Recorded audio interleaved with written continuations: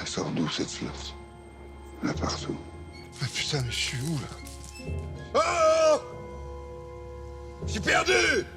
Après Valley of Love, Guillaume Niclou revient avec Gérard Depardieu pour The End, donc pour le coup sorti en e-cinéma le 8 avril 2016.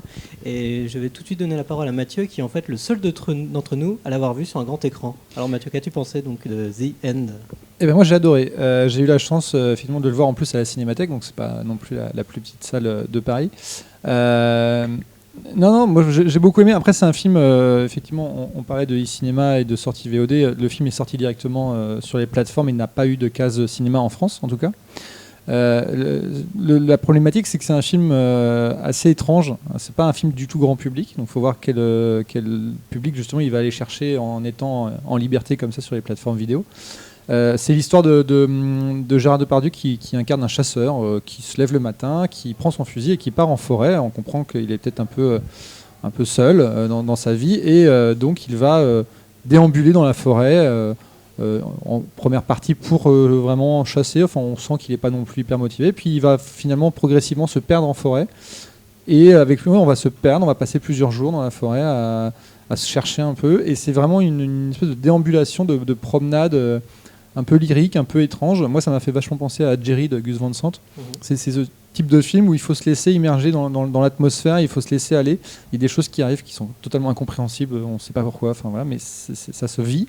Et moi, j'ai eu beaucoup de chance et je pense que j'aurais eu un ressenti extrêmement différent si j'avais vu chez moi dans mon canapé. Je l'ai vu en salle, j'ai été immergé pendant 1h20, 1h30, je crois, dans le film et ça m'a beaucoup aidé à apprécier le film, du coup. Hubert, toi tu l'as vu dans ton canapé? Dans mon lit, pour être exact. Dans mon bain. Trop d'infos. Mais je pense en effet que c'est le genre de film qui doit être vu au cinéma, en tout cas. Parce que moi, je me suis vraiment fait chier quoi, pendant. C'était assez terrible. Pendant 1h20. Mais comme en fait, j'ai un peu le même ressenti que je pourrais avoir, je pense, pour The Assassin, que j'ai vu du coup vraiment au cinéma. Et que du coup je pense qu'on peut réussir à se laisser transporter et voilà, mais quand on est chez soi et qu'on regarde ce genre de film, c'est très très très dur et surtout qu'en plus alors que dans The Assassin il y a vraiment une vraie poésie, je trouve, dans l'image. Là c'est vraiment du bois, toujours du bois. Il y a très peu de variété, j'ai trouvé qu'il y a des plans fixes très bizarres sur... Alors, j'ai vraiment pas été embarqué du tout, donc c'est peut-être pour ça aussi. Très joli Fontainebleau pourtant. Mais, mais ce genre de plan fixe sur des assiettes avec des loups, et je trouvais que c'était un petit peu, même presque hautain. Il y avait une côté un peu, genre, je me fous un peu de la... C'est pas super accessible. Niclou racontait, parce qu'on a eu la chance d'avoir Guillaume Niclou et sa productrice ensuite, et Niclou racontait qu'en fait le film lui est venu d'un rêve. Ouais. Après Valley of Love, il voulait retravailler avec Gérard Depardieu, ils n'arrivaient pas à trouver de scénario ou d'idées assez séduisantes, et un matin, une nuit, il a fait un cauchemar ou un rêve. Il s'est réveillé, il a appelé Sylvie Piala, il a fait voilà, moi je veux faire ça. Il a appelé Gérard Depardieu qui a fait ok, super, on y va. Et en fait, c'est pour ça qu'il sort, comme on expliquait en cinéma, c'est qu'ils l'ont fait assez vite dans la foulée. Il y a eu 2 mois d'écriture et je crois quelques mois de tournage et de post-prod. Et voilà, mais c'est sorti d'un songe, un peu d'un rêve. Comme Valley of Love était arrivé aussi une espèce de J'avais crise lu qu'il ça, avait que eu. c'était sorti d'un rêve. Mais à mon avis, parfois les rêves, faut que ça reste des rêves, quoi. Ouais, Parce que ça, c'était le rêve le plus chiant au monde. Loris? Moi, je trouve là où le film est intéressant, c'est que c'est un vrai pendant à Valley of Love.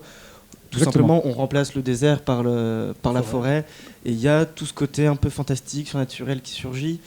Et même dans la mise en scène, Valley of Love, qui était quand même vraiment un film visuel, sur la chaleur, sur les hallucinations, celui-ci joue beaucoup plus sur le son, et donc pour moi aussi, là, c'est dommage de le voir en e-cinéma, parce qu'on manque quand même, à moins d'avoir une installation super, on manque quand même d'un truc dans l'immersion. Et effectivement, je comprends que le film paraisse un peu distant, mais il y a quand même une vraie immersion, et Niclou, à mon sens, réussit cette immersion-là. Après, le film est quand même très inégal sur certains points. Ouais. T'es d'accord, Marc? Ouais, bah, je le trouve aussi imparfait, mais j'ai eu vraiment beaucoup d'attachement pour le film, un peu pour les mêmes raisons que Valley. Alors c'est moins bien que Valley of Love, j'ai adoré Valley of Love, c'est un peu moins bien que Valley of Love, mais tu fais bien de les mettre en parallèle, bon, pour des raisons évidentes de réalisateur, d'acteur, de pitch, parce que c'est du ce qu'on va appeler du film un peu concept, quoi. Il y en a un, c'était GG dans la vallée de la mort avec Isabelle Huppert. Là, c'est GG en forêt tout seul. Avec Yoshi. Ça, c'est un vrai, Mais finalement, film il est concept. assez impressionnant. Moi, je suis pas toujours fan de Depardieu, mais quand il est dans ces rôles-là, Ah et dans oui. Valley of Love aussi, il est extrêmement bon et Puis là, c'est vraiment une il ode. incarne quelque chose. quoi. Ouais, c'est une ode à Depardieu, quoi, parce que de toute façon, il n'y a que lui. Parce qu'il n'y a quasiment que lui comme personnage. Niclou Et il veut prend- bosser avec lui. il prend l'écran, quoi. Je veux dire, façon, il n'y a pas d'autre choix. C'est clair, il occupe tout le cadre à chaque fois. Oui, bah, dans Valley of Love, ce qui était amusant, c'était de constater comment il y a Guillaume Niclou qui s'amusait à faire un jeu d'échelle entre le corps de Depardieu dans les paysages de Monument de Valley.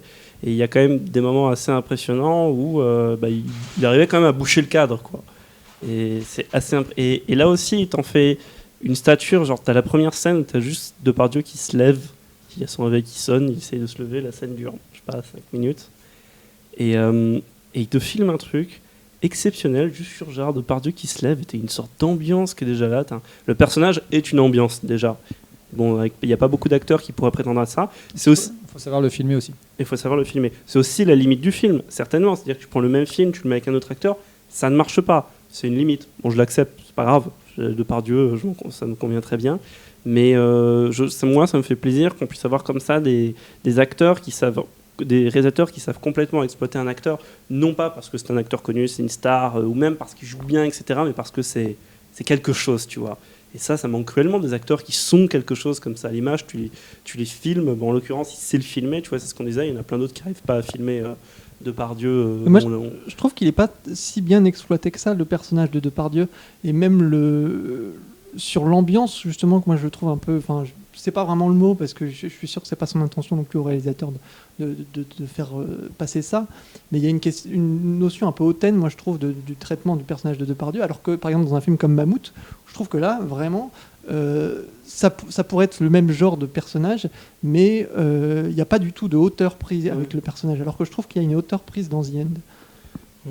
Mais il continue de creuser quelque chose, effectivement. Enfin, c'est effectivement bien de dire que c'est un peu la suite de Valley of Love.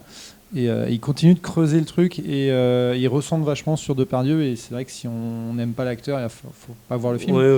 Ça, c'est clair. Mais il y a quelque chose de vachement intéressant. Et Depardieu se met un peu plus en difficulté aussi dans sa vie dans la forêt. On ne va pas tout raconter. D'ailleurs, c'était très drôle parce que Niclou racontait que Depardieu ne voulait pas trop marcher pendant le film. Quand on lui a parlé de l'histoire, et Niclou lui a fait non, t'inquiète pas. Et en fait, au final, on se rend compte qu'il bouge pas mal. Mais il y a quelque chose de fascinant à voir ce corps et cet acteur immergé dans les paysages avec le même travail de vouloir alors là peut-être plus le cacher dans la forêt. Mais il y a quelque chose de très intéressant dans ce dispositif hyper simple. Mais est-ce que ça prend sur un petit écran à voir au cinéma. Voilà. C'est simple, c'est ça que j'aime bien aussi, c'est quand j'ai vu le film, je l'ai ressenti encore un peu devant la Valley of Love, et du coup c'est ça que j'aime, c'est qu'il l'a poursuivi là. C'est que c'est simple, tu vois, donc tu as cette histoire de film concept, pitch simple, etc. Mais le film en lui-même, il est simple, il n'y a pas de chichi dans la mise en scène, il n'y a pas de... Alors la mise en scène, je trouve plutôt soignée, mais il n'y a pas de... La photo de Christophe Offenstein, c'est pareil, etc. Et tu sais, c'est typiquement le film très petit budget, tous les coups c'est un film à 1,5 million d'euros, un truc comme ça, qui a dû être tourné en 3-4 semaines, etc. Et je trouve ça génial, ça c'est peut-être intéressant que tu as ce format de film, 1h20, etc.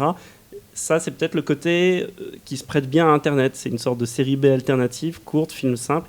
Même si il s'avère que comme c'est un film d'atmosphère, il ne se prête pas vraiment à Internet, mais le format du film en lui-même et l'esprit du film, ce côté concept, film court, petit tournage, petit budget, ça, c'est un truc intéressant à voir sur Internet. Mais après, c'est sûr que le voir, c'est chaud. Moi, je l'ai vu chez moi, je n'avais pas le choix, parce que je voulais aller à la Cinémathèque, j'ai raté la séance.